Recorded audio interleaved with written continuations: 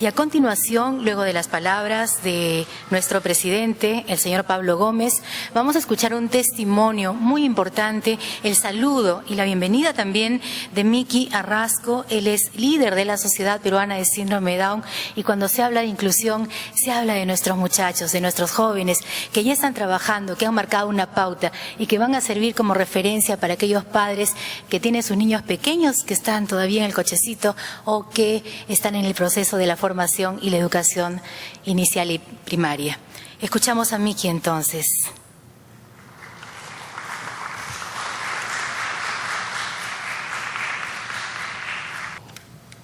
Buenas noches con todos. Mi nombre es Manuel Enrique Arrasco Paz, más conocido como Miki.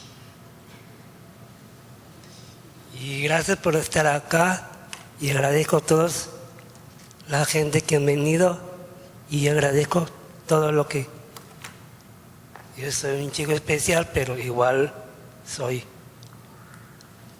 un chico especial, pero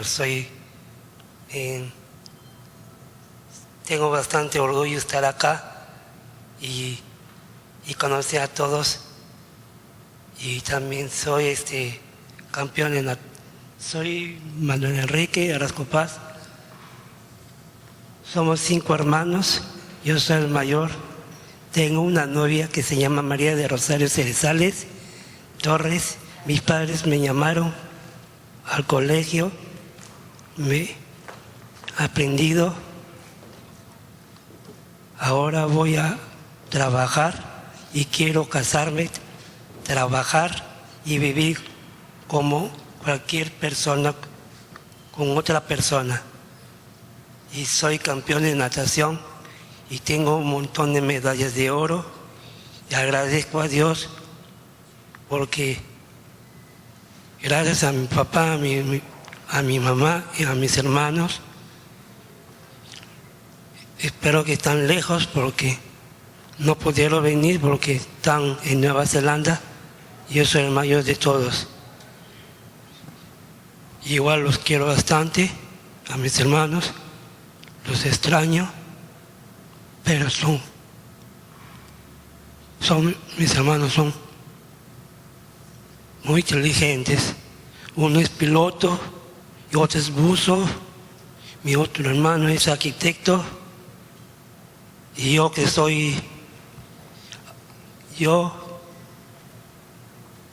estaba en colegio.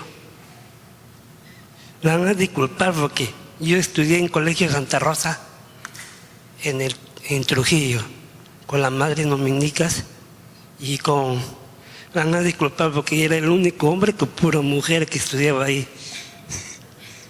Pero las chicas me seguían, pero no quise. Porque ya tengo una novia que se llama Charo Cerezales. Ya le di el anillo de compromiso. Estoy de novio.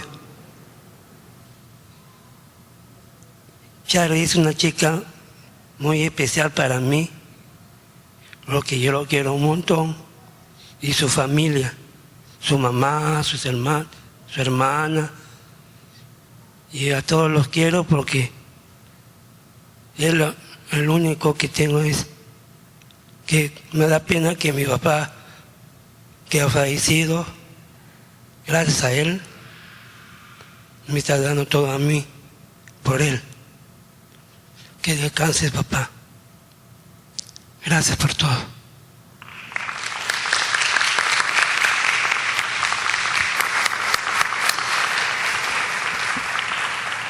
Manuel Enrique, o Miki, como lo conocemos, forma parte de un gran grupo de jóvenes que han sido formados desde muy pequeños por la Sociedad Peruana de Síndrome de Down.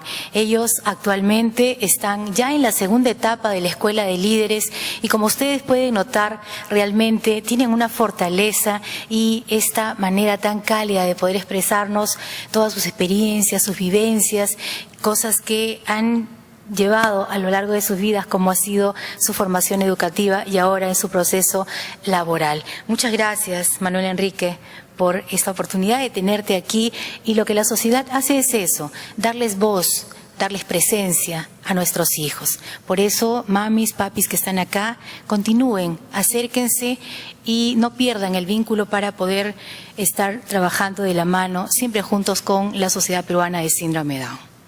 Queremos ahora dar la bienvenida también y el saludo a Inés de Escayón.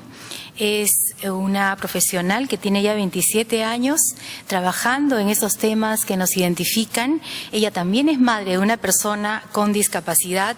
Como ya dijo nuestro presidente, es representante de Inclusión Internacional, una organización con asiento en UNESCO, que tiene ya 56 años trabajando en más de 115 países a nivel mundial.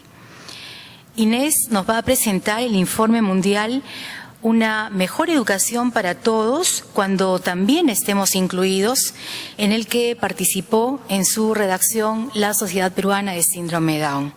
Queremos indicar que también en 1994 Inés participó en la Conferencia Mundial de Educación celebrada por UNESCO, con énfasis en la importancia de atender a las personas con necesidades educativas especiales. Y en ese marco se logró incluir la participación de las familias y la educación como un derecho. Escuchemos entonces las palabras de nuestra especialista. Adelante. En nombre de personal y de Inclusión Internacional, quiero agradecer a la Sociedad Peruana de Síndrome de Down por la invitación que nos ha hecho a compartir con ustedes los retos que supone transformar al Perú en un proceso de educación inclusiva, ¿sí? Y agradecer inmensamente a la doctora Ramírez del Ministerio de Educación el compromiso que eso significa para todas las familias que aquí estamos y las que estoy segura que en Perú están muy optimistas de esas transformaciones que van a hacer. Hemos podido compartir con el Ministerio también y estamos seguros que ahí hay una gran cantidad de gente convencida de que esto es donde el Perú debe llegar. Yo empiezo con, creo que la voy a hacer desde aquí.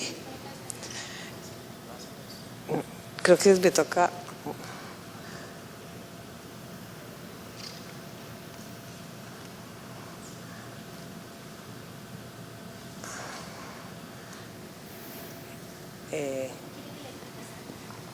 No importa, yo te la paso. No. ¿Sí? ¿Quieres? Sí. Bueno, Inclusión Internacional es la federación de familias, de organizaciones de familias que tienen hijos con discapacidad intelectual. Y cuando, como comentaban, en el 94 hubo la conferencia de Salamanca, en donde por primera vez hubo como un compromiso y una movilización de la educación inclusiva. Inclusión Internacional, la educación inclusiva ha sido una bandera de la organización y una lucha constante. Entonces, después de 15 años de Salamanca, Inclusión Internacional hizo este informe mundial en que las personas con discapacidad intelectual y sus familias hablaban sobre la educación para todos, discapacidad y educación inclusiva. El informe mundial fue con la participación, y como lo decían anteriormente, la Sociedad Peruana de Síndrome de Down fue una de las organizaciones participantes, pero nosotros logramos que nuestros miembros en el mundo entero nos contaran la historia continua de exclusión de las personas con discapacidad de la educación. Se documentó la información de padres, organizaciones, autogestores en 75 países. Ellos nos contaron cómo estaba funcionando en sus países la educación inclusiva después de 15 años en que la UNESCO adoptara el marco de Salamanca. El informe provee un contexto para la inclusión, define qué es inclusión, analiza la información que recibimos utilizando las metas de Dakar, que son las metas que miden la educación para todos, reporta las lecciones que se han aprendido y provee recomendaciones para continuar en este camino. Inclusión significa un cambio de paradigma para los sistemas de educación, para incluir y prestar servicios a todos los niños y niñas de un país. Estudiantes con discapacidad asisten a los colegios y clases regulares con sus hermanos y pares y compañeros de su misma edad y reciben los apoyos que requieren para ser exitosos. Esa es la definición que usamos. El reporte hace un examen crítico de la educación para todos, ¿sí? Como qué importancia tiene para las personas con discapacidad intelectual y sus familias toda esta propuesta mundial de garantizar educación para todos. Examina la educación para todos desde las metas de Dakar, que son las metas con las cuales la educación para todos se está midiendo mundialmente. Demuestra cómo niños y niñas y jóvenes con discapacidad intelectual son incluidos o excluidos desde diversas prioridades en cada una de las metas de Dakar y proponen la manera de eliminar la brecha tan grande que se encuentra entre educación para todos y crear una agenda mundial para la educación inclusiva. La siguiente.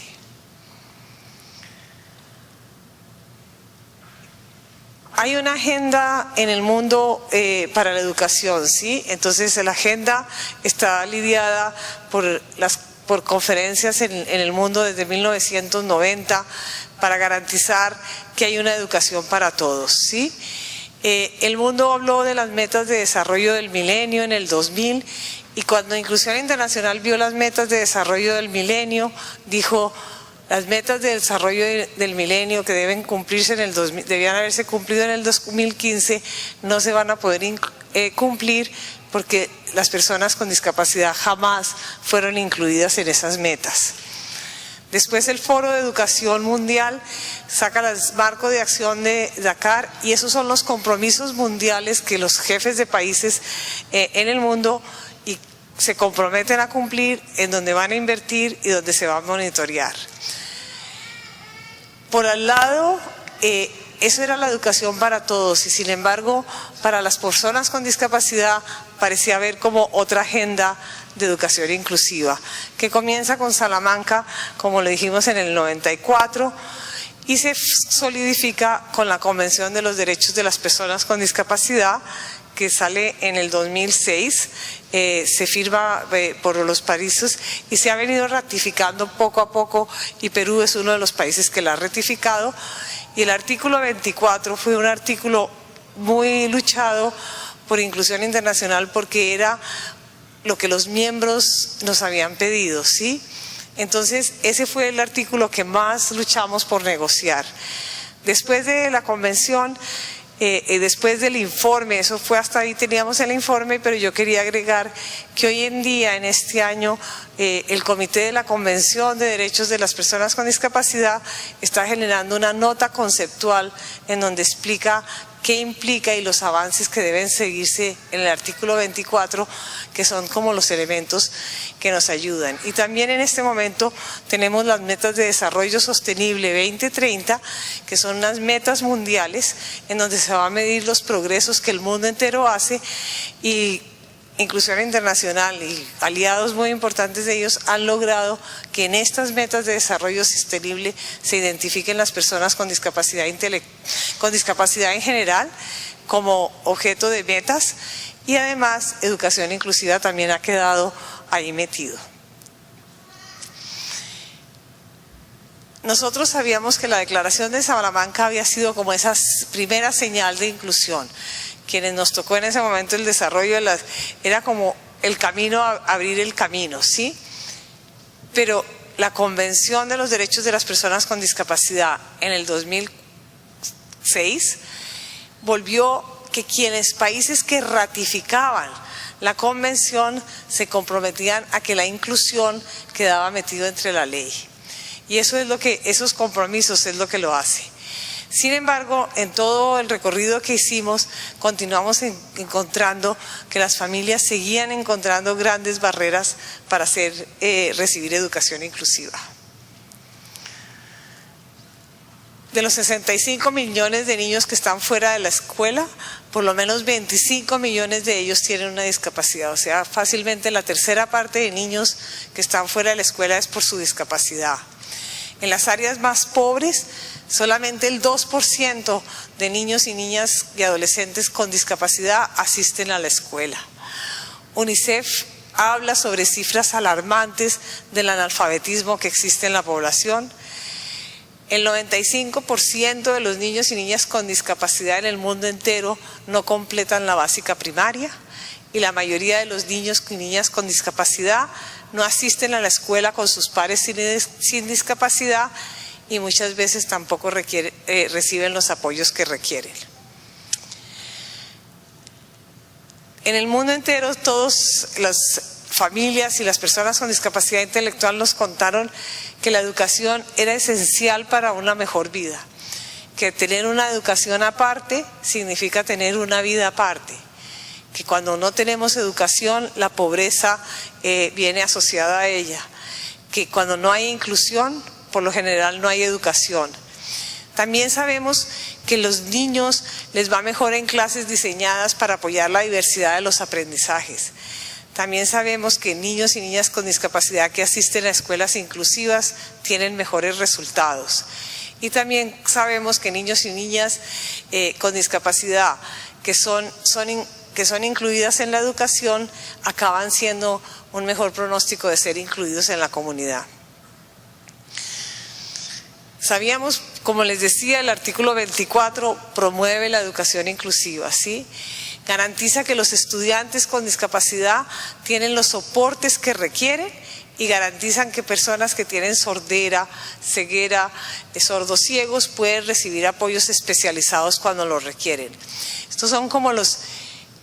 El artículo 24 nace de unas grandes negociaciones entre grupos de discapacidad, ¿sí? Y discapacidad intelectual, y en eso Inclusión Internacional fue como un líder en la propuesta y como quedó este artículo 24 negociado. Luego, lo que aprendimos es que mejor educación para todos solamente cuando se incluyan las personas con discapacidad en la educación. La siguiente.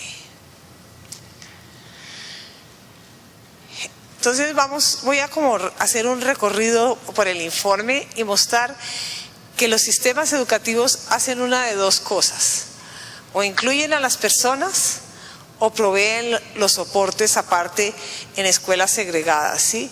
Pero muy pocos sistemas acaban incluyendo y además proveyendo soportes. En los países más desarrollados y países en transición que tienen unos mejores desarrollos, por lo general los gobiernos manejan dos sistemas. Un sistema de educación regular que atiende niños y niñas sin discapacidad y un modelo de educación especial que atiende solamente niños con discapacidad. Y esto sucede en países que son económicamente los más grandes, los más fuertes, ¿sí? Sin embargo, en economías emergentes, como en el caso de muchos de los países de las Américas, los gobiernos y los donantes financian el sistema de educación regular, a donde por lo general asisten los estudiantes sin discapacidad. Y donantes financian organizaciones no gubernamentales que para proveer la educación especial en escuelas especiales para estudiantes con discapacidad.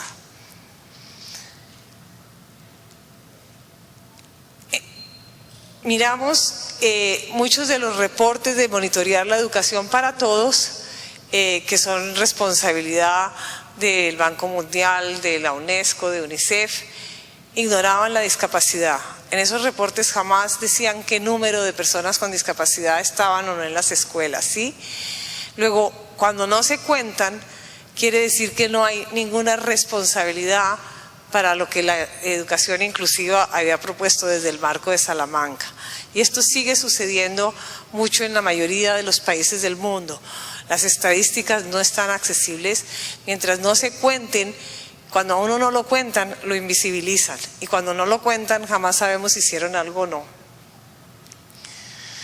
También aprendimos que la evaluación estandarizada conlleva la exclusión. Y eso es un tema muy dinámico en las discusiones de educación inclusiva, ¿sí?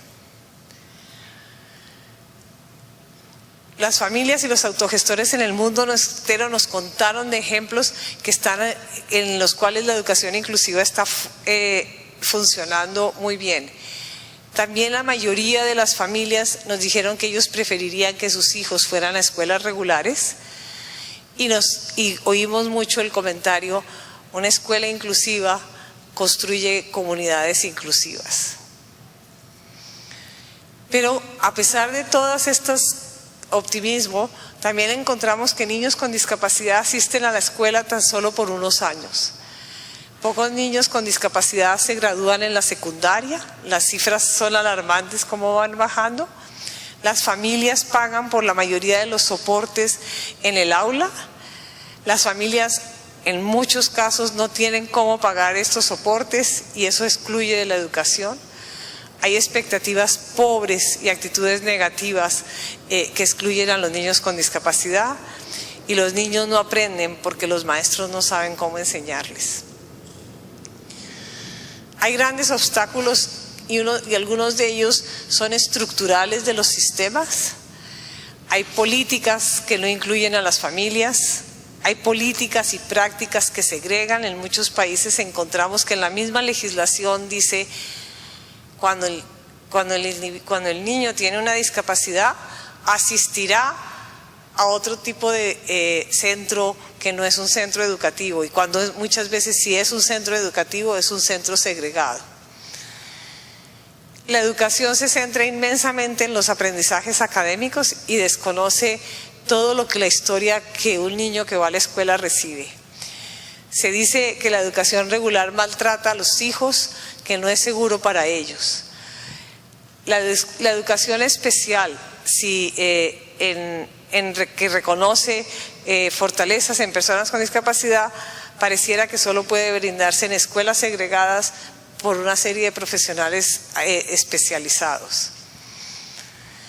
Se dice que la educación especial tiene los profesionales más competentes. Sin embargo, muchas de las historias que oímos es que los niños no aprenden en estas instituciones tampoco. Son experiencias. Cuando hay educación inclusiva en algún país, las estamos viendo como experiencias pilotos, ¿sí? Solo sucede en ciertas escuelas, y cómo lo definen y cómo lo hacen es inmensamente variado dentro de un mismo país, mucho más entre países distintos. Pero a pesar de que el panorama no suena muy positivo, empezamos a encontrar que hay tendencias prometedoras, que hay buenas prácticas y hay gente comprometida en estas transformaciones.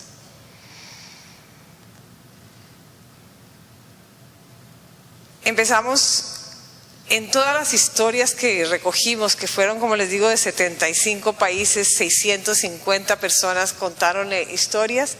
Encontramos ejemplos, historias que incluso personas con altos compromisos de discapacidad habían sido exitosas y habían sido completamente incluidas y apoyadas en aulas ordinarias. En todas las regiones del mundo existe un vasto conocimiento sobre las mejores prácticas, desde los derechos, desde las políticas y de las y desde cómo lo hacen, de las cuales podemos aprender.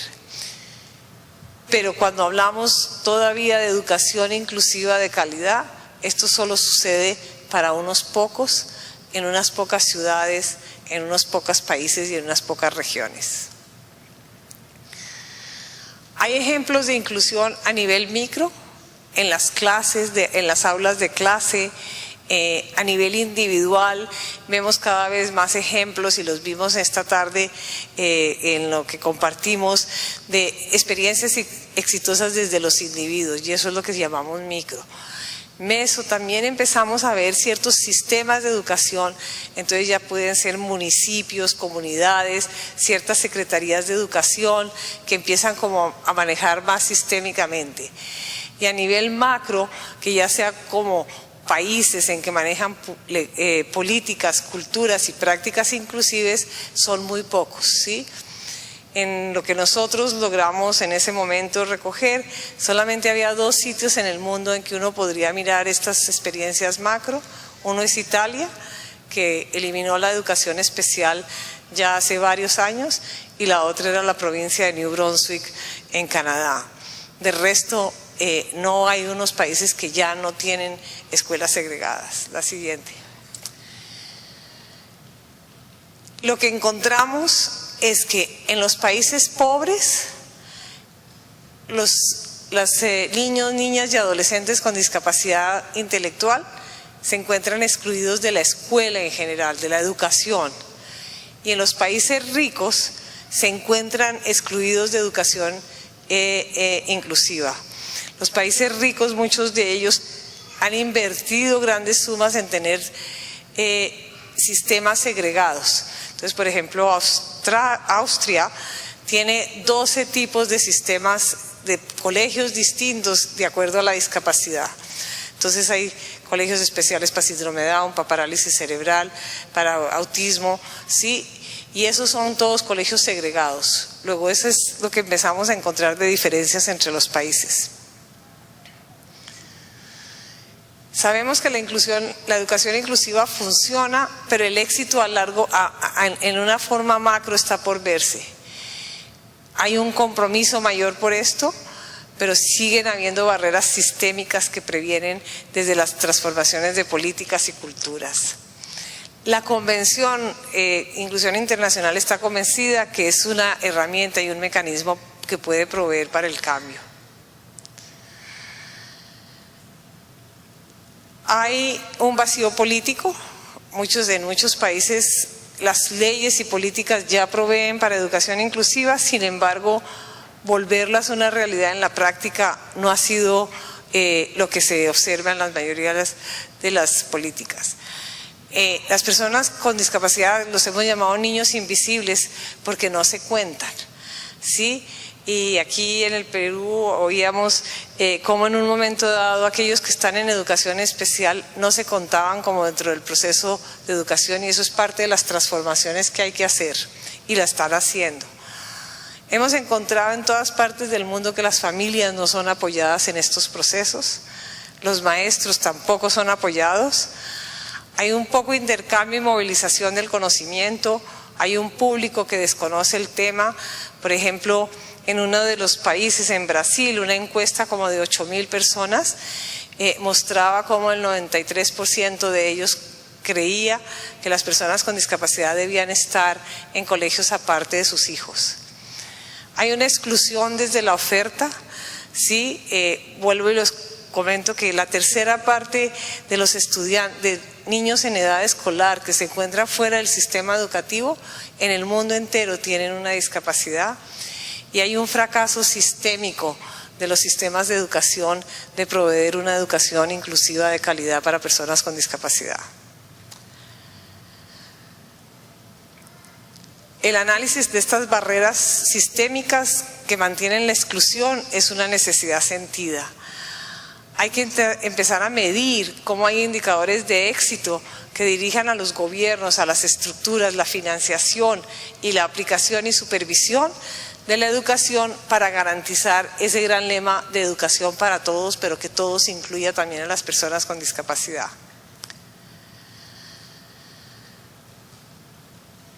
¿Qué proponemos desde el informe? La siguiente. ¿Me pasa la siguiente? Gracias.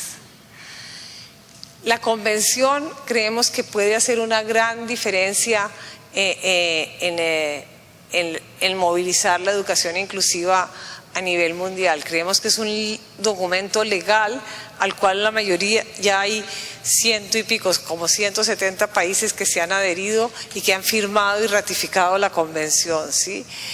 Si la hiciéramos una realidad, podríamos romper esa brecha entre la realidad que experimentan las personas con discapacidad y una educación inclusiva. Y les cuento que esta foto es de un colegio aquí en Perú, que nos llegó dentro del informe mundial. El informe dice que la convención, unido a la educación para todos, es la que va a llegar a garantizar una mejor educación.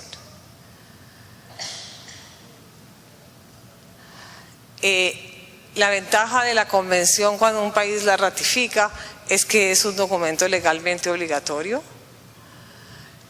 En ella se ratifica el derecho a la educación que tienen las personas con discapacidad y además dice que el derecho a la educación no solo es un derecho a la educación, sino que ésta debe brindarse de manera inclusiva.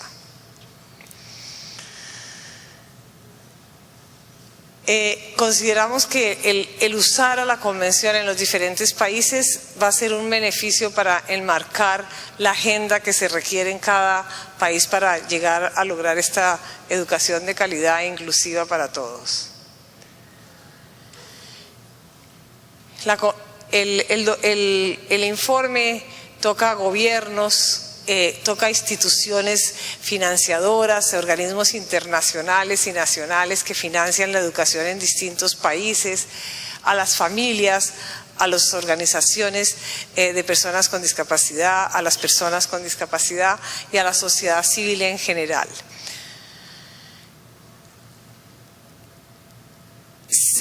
La educación inclusiva dentro de la agenda de la educación para todos, difícilmente podemos lograr el cumplimiento de las metas de Dakar. Proponemos que se resuelva la invisibilidad de los niños con discapacidad, o sea que los países hagan un esfuerzo en contarlos. Una de las recomendaciones, aunque aquí sucede, en Perú sí sucede, pero en la mayoría de los países, es que los ministerios de educación sean responsables por la educación de todos los niños y niñas. Por lo general en muchos países son ministerios sociales los que son responsables de dar un cuidado a las personas con discapacidad. Y que haya políticas universales que permitan acomodar y flexibilizar para grupos poblacionales particulares. Desde el 2009, cuando ya se empezaba a finalizar el informe, fue con mucha satisfacción que empezamos a ver que por lo menos en los documentos de monitoreo de la UNESCO ya empezaba a salir la población con discapacidad en ese momento, ¿sí? Porque hasta el momento no había sido central en la agenda de la educación para todos. Políticas inclusivas son centrales no solo para la población con discapacidad, pero sino también para una cantidad de grupos marginalizados y excluidos de la educación, pero el informe ratifica nuevamente que la educación para todos tiene que empezar a incluir a la discapacidad. Como les decía, el Comité Inclusión Internacional participa activamente porque en los documentos a nivel mundial la población con discapacidad esté reconocida como algo que hay que medir. La siguiente. Inclusión Internacional ha hecho 4 informes mundiales que han sido realizados a partir de las necesidades identificadas por las familias, ¿sí? Entonces ustedes ven abajo, el primero que hicimos era pobreza y discapacidad, donde yo les decía que las metas de desarrollo del milenio, Inclusión Internacional formuló unas metas de desarrollo del milenio incluyendo a personas con discapacidad y dijo que por no haber sido incluidas no se iban a cumplir. Sí, no se cumplieron por otra cantidad de razones, pero es verdad que no se cumplieron. ¿Sí? Después hicimos el Informe Mundial de Educación Inclusiva, que es el que acabamos como de mostrarles. Después en el 2012 hicimos otro de los puntos que las familias que tienen hijos con discapacidad han dicho que es importante, es que haya inclusión y vida en la comunidad, y ese también nos muestra unos nortes importantes desde las familias. Y al del 2014 hicimos uno que tenía que ver con la pertinencia del derecho a decidir. Y eso tiene que ver con capacidad jurídica y vamos a oír algo de ese mañana.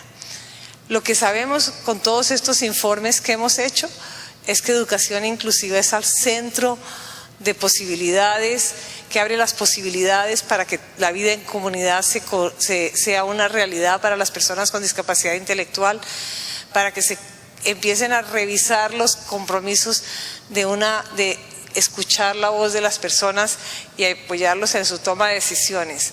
Luego, la educación inclusiva es el centro de posibilidades, y trabajar por educación inclusiva en un país es fundamental para lograr otra cantidad de derechos que las personas tienen.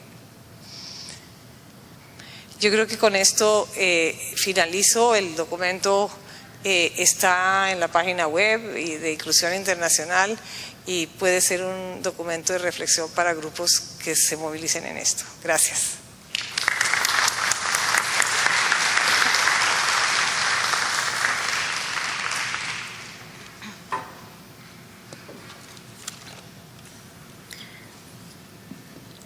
Muchas gracias a Inés Escayón por esta presentación que nos pone en contexto y nos actualiza respecto a cómo está la mirada a nivel internacional respecto a un tema que nos compete a todos, que es la educación y específicamente la educación inclusiva.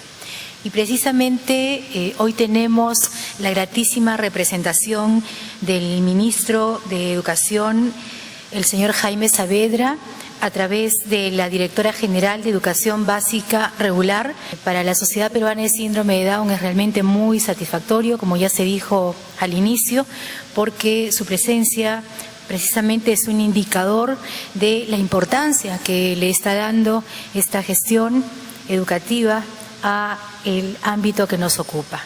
Damos la bienvenida entonces a la Directora General de Educación Básica Regular, la señora Cecilia Ramírez.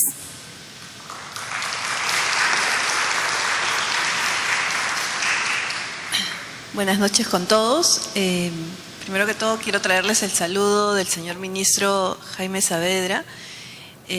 Bueno, él estaba confirmado para esta reunión, pero ustedes saben, estos días están siendo complicados, ya estamos a pocos días del inicio de las clases escolares y todo el tiempo están saliendo algunas emergencias que él ha tenido que ver. Y bueno, eso me dio la oportunidad como plan B a poder venir yo en su representación y poder estar esta noche con ustedes. Me dio mucho gusto cuando leí de qué se trataba la encomendación que él me estaba haciendo y me sorprendió mucho el escuchar que se estaba haciendo una reunión de padres, un encuentro de padres de familia, ¿no? Generalmente no se suelen hacer este tipo de cosas. Yo quisiera que no solo cuando se hable de temas de discapacidad, los padres de familia nos juntemos y comencemos a conversar, a intercambiar ideas, lecciones, y esto debería ser una práctica generalizada en toda la educación, básica, regular, especial y alternativa, ¿no? Pero bueno,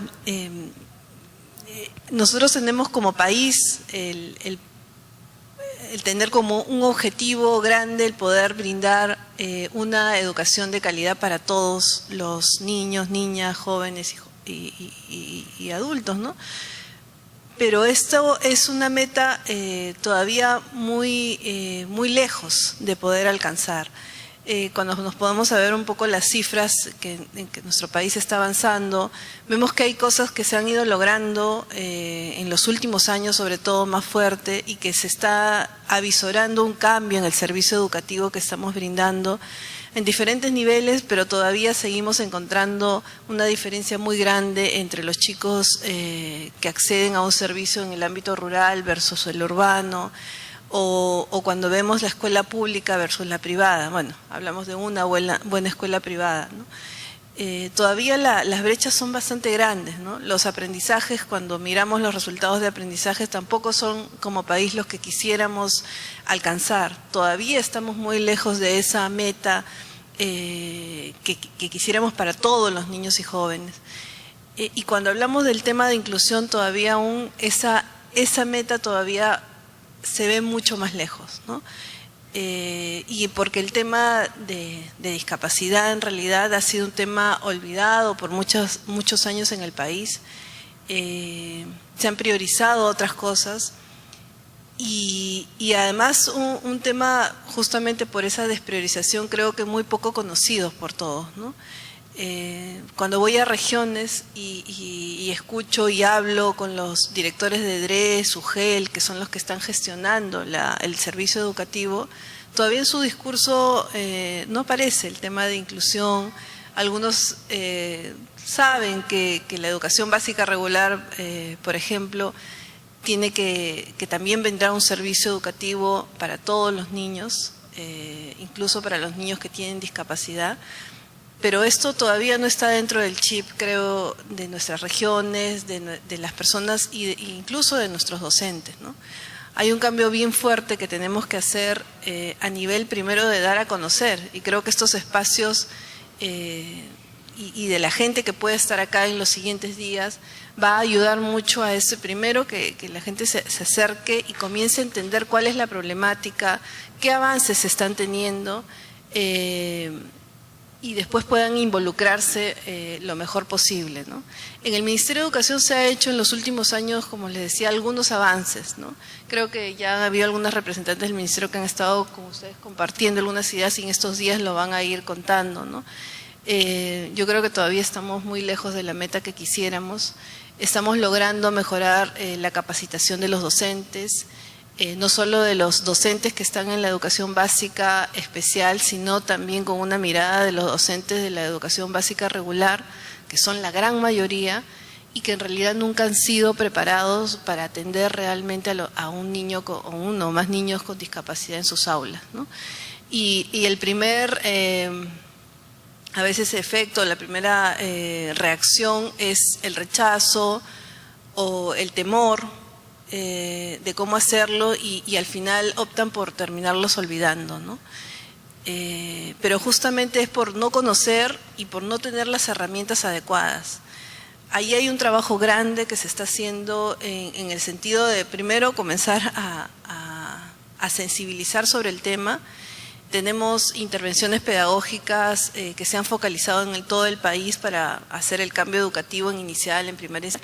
Y, por ejemplo, una de las grandes intervenciones que tenemos es soporte pedagógico en el nivel primaria, donde los acompañantes de estos docentes, o sea, las personas que van a la escuela y acompañan al docente para ayudarlo a mejorar su práctica, están siendo ya capacitados en el tema de inclusión. Esto cuando uno lo escucha dice, bueno, pero eso ya debió pasar hace mucho tiempo. Bueno, jamás en alguna capacitación han tocado el tema de inclusión realmente. Recién comienzan a encontrar el tema, la discusión, comienzan a surgir las cosas que ellos también han vivido dentro de la escuela y a veces la incapacidad con la que ellos se han sentido, ellos y sus docentes, para poder enfrentar y realmente brindarles una educación de calidad a todos los chicos que van a sus aulas, ¿no? Se está invirtiendo más presupuesto, porque eso es importantísimo, en materiales, en temas de infraestructura, en tema de los cursos virtuales y la capacitación de directores y docentes, pero todavía la inversión es muy poca para lo que quisiéramos que las cosas pasen, ¿no? Pero yo les puedo decir con mucho conocimiento que lo que yo encontré en el Ministerio hace 2 años, cuando entré, ha dado un giro muy importante en que este tema ya sea un tema que esté sobre la mesa y en las discusiones de las reuniones que tenemos y a todo nivel. Yo creo que mucho porque el ministro de Educación tiene una convicción muy grande y siempre ha sido un pedido a todos los equipos, qué estamos haciendo, qué más podemos hacer, qué tenemos que ir dejando en el tema de presupuesto asegurado para los siguientes años, qué cambios normativos tenemos que ir haciendo para que este sea un tema que realmente comience a ir hacia la meta que queremos. Eso constantemente está en las discusiones que tenemos en las direcciones. Por ejemplo, ahora vengo de una reunión que no tenía que ver precisamente con el tema de discapacidad, estábamos discutiendo sobre un instrumento de monitoreo que vamos a tener para los acompañantes en todas las escuelas del país que se han sido focalizadas, y la pregunta que surgió allí, y en este instrumento, ¿cómo estamos recogiendo? Porque el instrumento tiene que ver con desempeño del docente, con poder saber cómo el docente está cambiando sus prácticas y mejorando sus prácticas. Y entonces la pregunta que surgió en un momento de uno de los participantes es, ¿y estamos recogiendo con ese instrumento la capacidad del profesor para poder atender a todos los niños de su aula y a los niños con discapacidad también? ¿No? Era la primera vez que yo escuchaba una pregunta como esa en reuniones de este tipo, ¿no? Y es porque en realidad el discurso dentro del grupo de técnicos del ministerio, políticos, está cambiando poco a poco, ¿no? Y eso es bien importante porque en todo momento, entonces, el tener presente que este es un tema que no se va a resolver a corto plazo.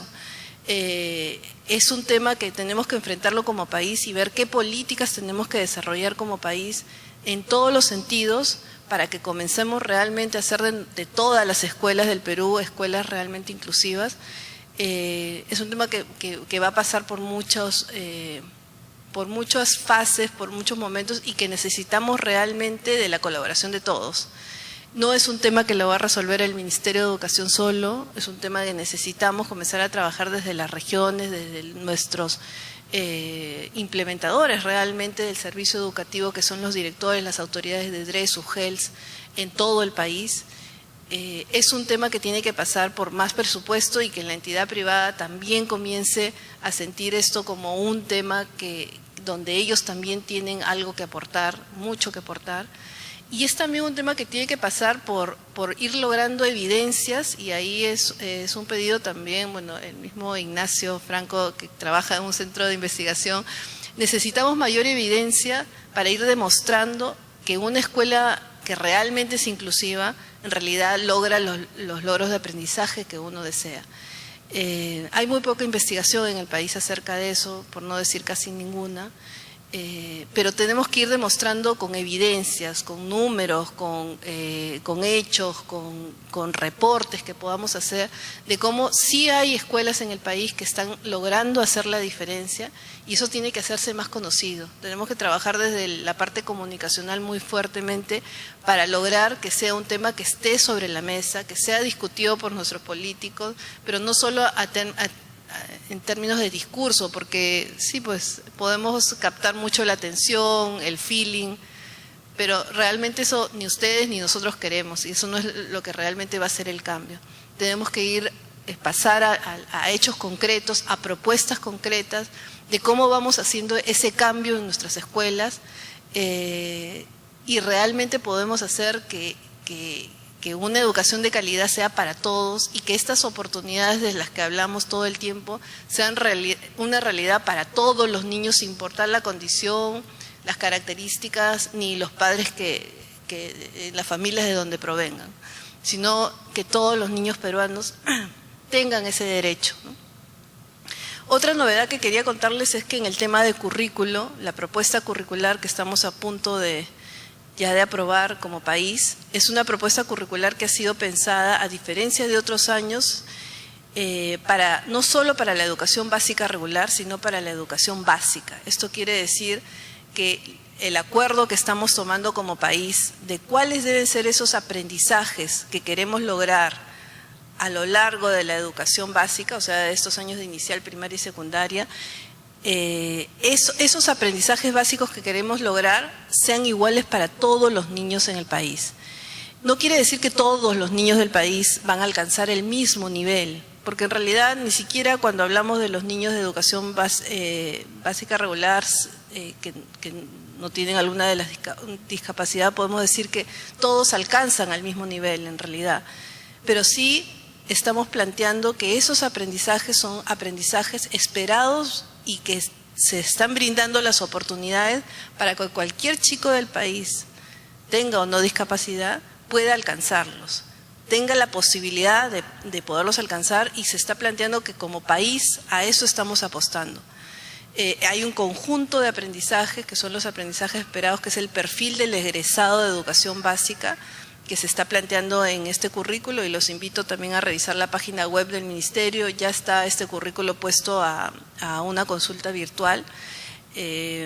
Estamos a puertas también de poder tener ese documento legalizado, donde el enfoque de inclusión es un enfoque que por primera vez en el país se ha plasmado de una manera más concreta en un documento curricular como este, ¿no? Ese es un cambio también radical de las cosas y los planteamientos que se están haciendo.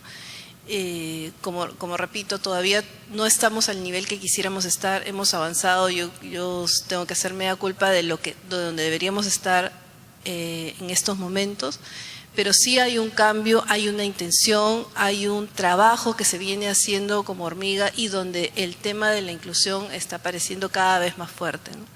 Esperamos poder dejar los candados puestos en esta gestión para que esto no se caiga y sea continuado por los que vienen, pero eso no va a depender solo de lo que nosotros podamos hacer, creo que va a depender en mucho de la sociedad civil, de los docentes que se compren esto, de los directivos, de las autoridades regionales y sobre todo también de los padres de familia que somos también usuarios de este servicio, ¿no? Y lo digo como padre de familia, nosotros también estamos en el derecho de poder seguir exigiendo una mejor calidad para nuestros hijos. Bueno, estoy aquí escuchando, yo quiero irme enriquecida de esto para que los trabajos que estamos haciendo desde el Ministerio cada vez puedan irse mejorando, pero eso, como repito, no es una tarea en el individual, ¿no? Es una tarea que requiere el aporte de la sociedad civil muy fuertemente, de lo que podamos ir aprendiendo de sociedades como este tema de niños con síndrome de Down, pero que requiere mayor apoyo porque es un tema poco conocido, o sea, es un tema que no está siendo trabajado al nivel que quisiéramos, todavía hay mucho que hacer y es un trabajo, como digo, que requiere el trabajo conjunto de diferentes instancias y mirar el trabajo de diferentes aristas para que realmente podamos hablar de una política de Estado. Gracias.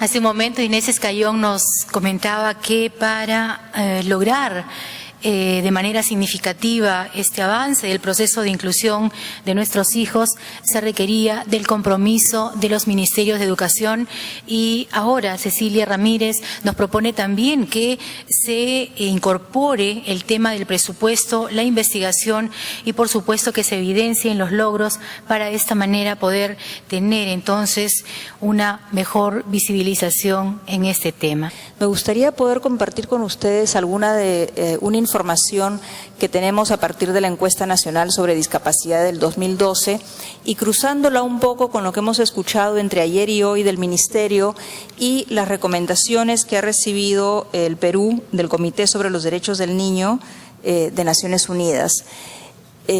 Yo creo que estamos en un momento excelente, lástima que haya un cambio de gobierno justo en unos meses, porque creo que estamos en un momento excelente con instrumentos muy importantes, muy potentes, que deben contribuir a hacer un cambio notorio en lo que es la educación de las personas con discapacidad en nuestro país.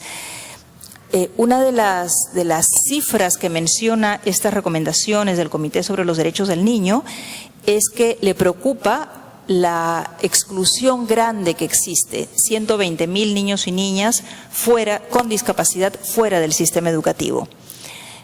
Hay 16.000 en el sistema educativo especial y, si me ayudan con las matemáticas, 60.000 menos 16.000, como 45.000 más o menos, en la educación básica regular, incluidos. Pero hay un grueso de 120.000 que están fuera del sistema.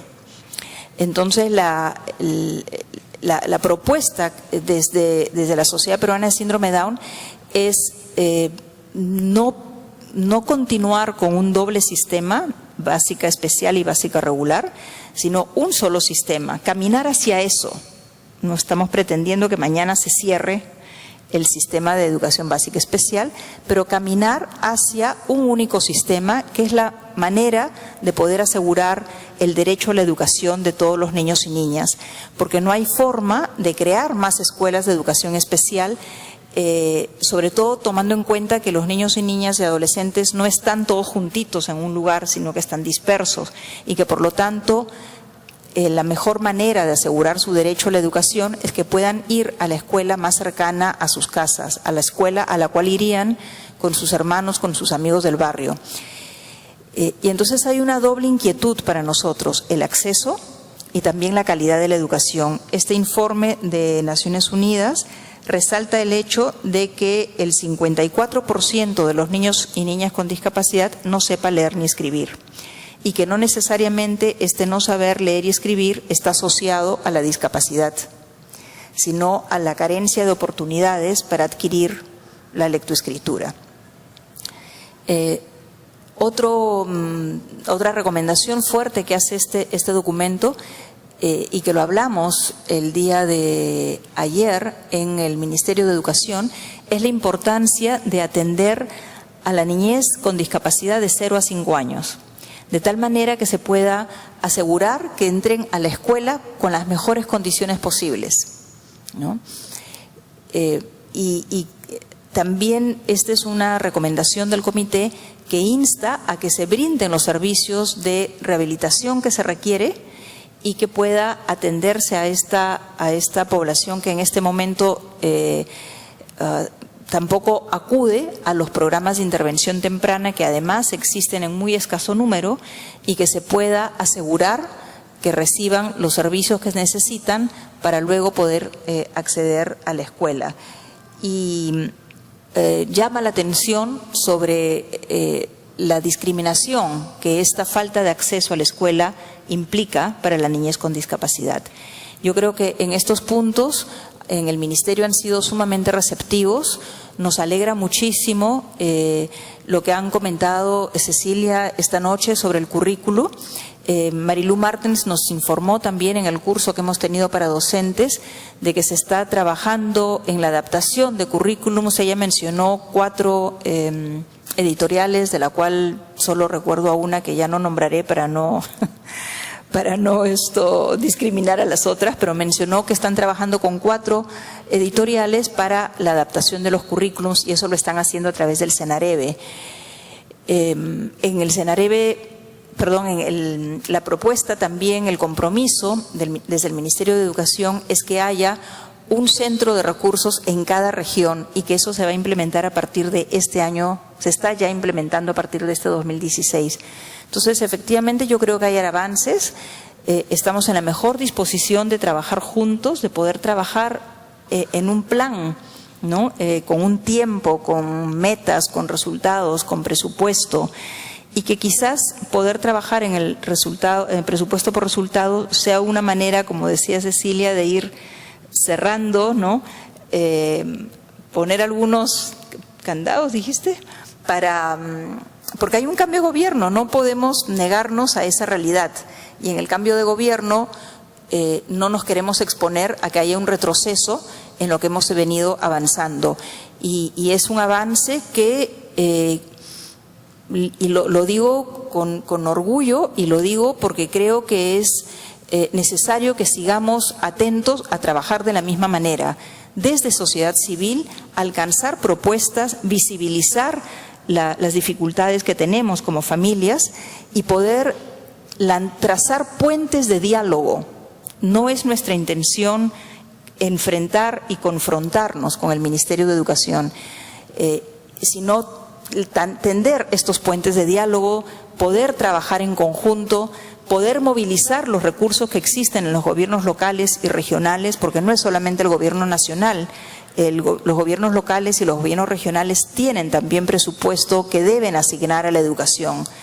Entonces es un llamado a todos los que estamos aquí presentes a seguir trabajando juntos, a no bajar las expectativas que tenemos respecto de la educación de nuestros hijos y nuestras hijas, y nuevamente insistir en que desde la Sociedad Peruana de Síndrome de Down lo que nos motiva es poder lograr la mejor educación para que nuestros hijos adquieran habilidades y competencias que les permitan luego ser parte de la comunidad, valerse por sí mismos, generar sus propios ingresos, porque un cambio enorme. Mi hijo ahorita cumple 27 años en un par de días, ¿no? Y cuando él nació, hace 27 años, lo que me dijeron es que viviría como hasta los 35 más o menos. Esa expectativa de vida se ha duplicado. Ahora la expectativa de vida está por encima de los 65. Entonces, incluso para los gobiernos, para los estados, es una necesidad atender la educación y la salud para que sean miembros productivos y activos y puedan generar sus propios recursos y sus propios ingresos y no sean una carga. Entonces es una inversión y no es un gasto. Lo que queremos lanzar finalmente como mensaje, no solo al gobierno, sino también a las familias. Tenemos que invertir y tenemos que invertir dejando de lado la sobreprotección, porque créanme que nuestros hijos nos van a sobrevivir y les tenemos que educar para que aprendan a vivir sin nosotros. Y ese es un cambio inmenso. Muchas gracias.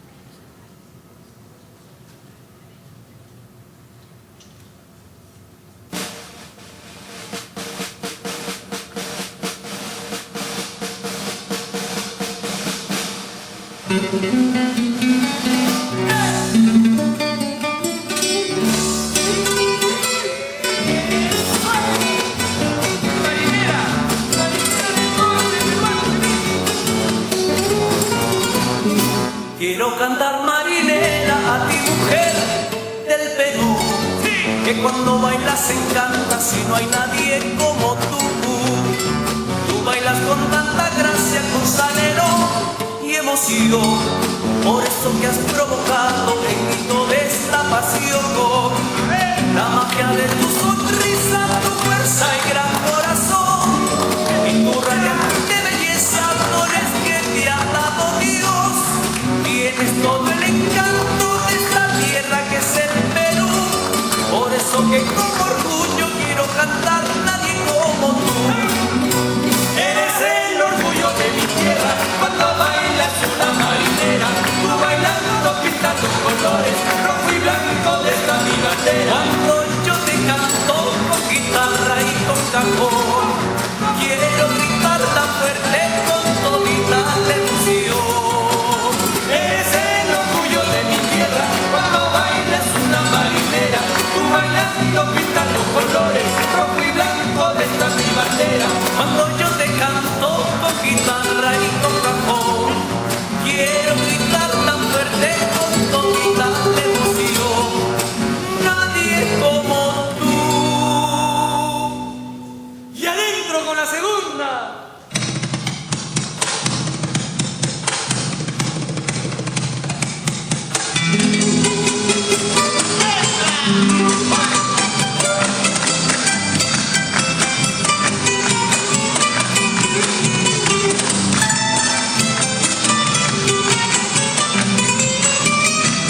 Yo quiero que el mundo vibre y al bailar se sienta libre.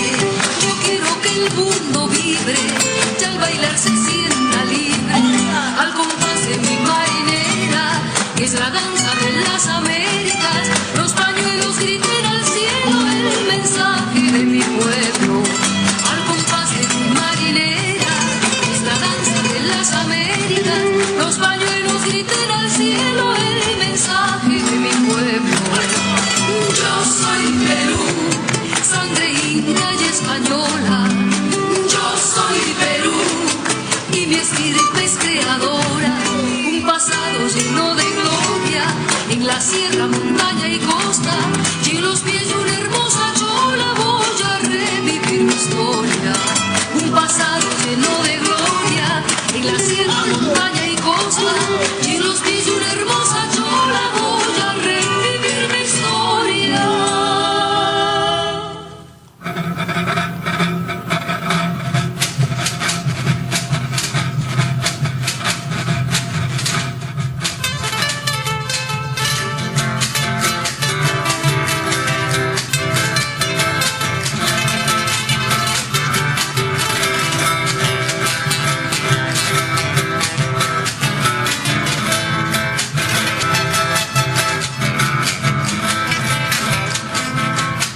Acércate a mí, hermosa concha perla de los mares, como no, de los mares, como no. Acércate a mí, hermosa concha perla de los mares, como no, de los mares, como no. Sale a tu reja por un momento, decirte quiero mi juramento. Oye, Hermelinda, mi inspiración, que necesito samba de tu atención. Esta noche con la luna y mañana con el sol.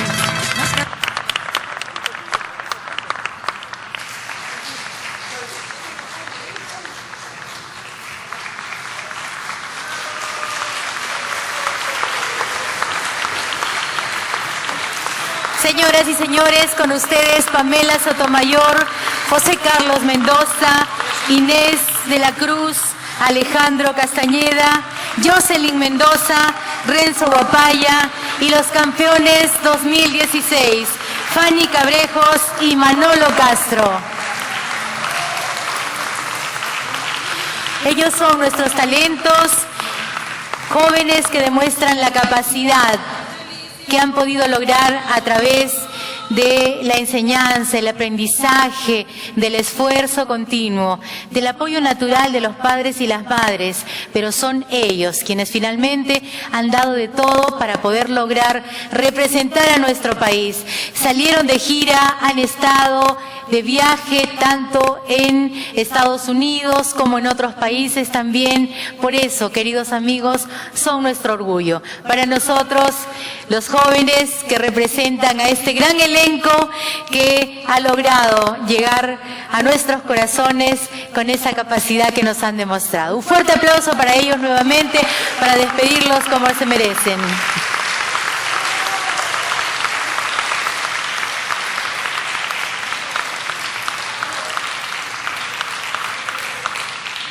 Muchas gracias Pamela, José Carlos, Inés, Alejandro, Jocelyn, Renzo, Fanny y Manolo.